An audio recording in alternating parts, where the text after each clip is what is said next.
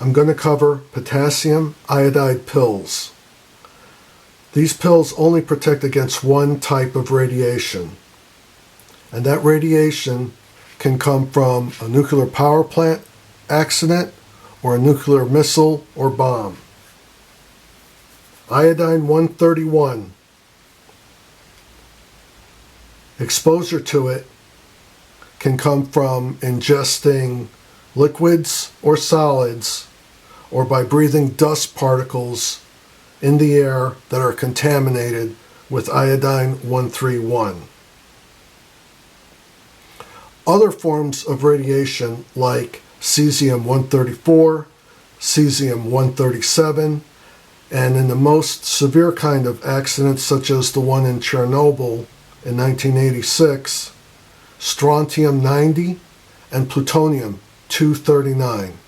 The key thing that I want you to take away is that potassium iodide pills only protect you against iodine 131. It does nothing against the other types of radioactive contamination that I mentioned.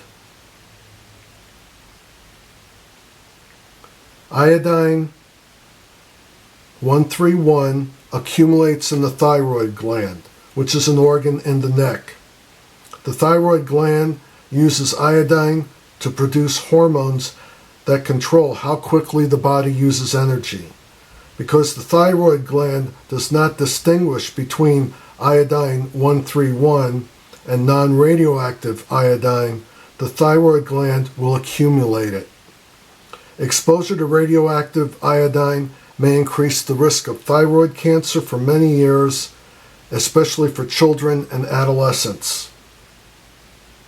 Exposure to cesium 134 and cesium 137 can be external or internal to the body. What do I mean by that? If you breathe in particles that contain cesium 134 or 137, such as dust from contaminated soil, or if you drink water or eat food that's contaminated by that, that's how it'll come into you internally. Externally, you touch something that's contaminated with these other forms of radiation.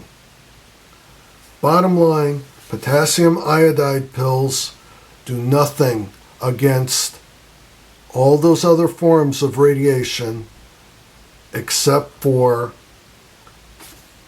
iodine 131.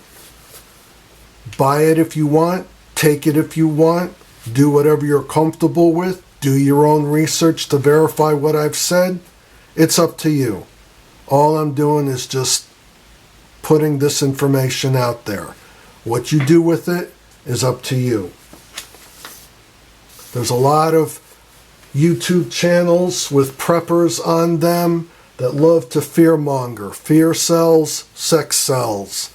And they provide in their descriptions and their description links many links to products that they're pushing. It's all just to provide profit for them. Do your own research. Do your own homework. Analyze. Think.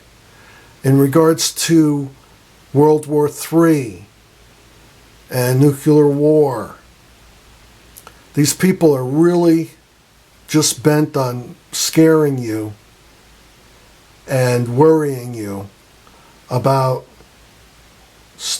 stupid scenarios, whatever it takes to make you afraid and buy whatever they're selling. The only thing I'll say is Putin is not stupid. He's not going to use nuclear weapons in Ukraine.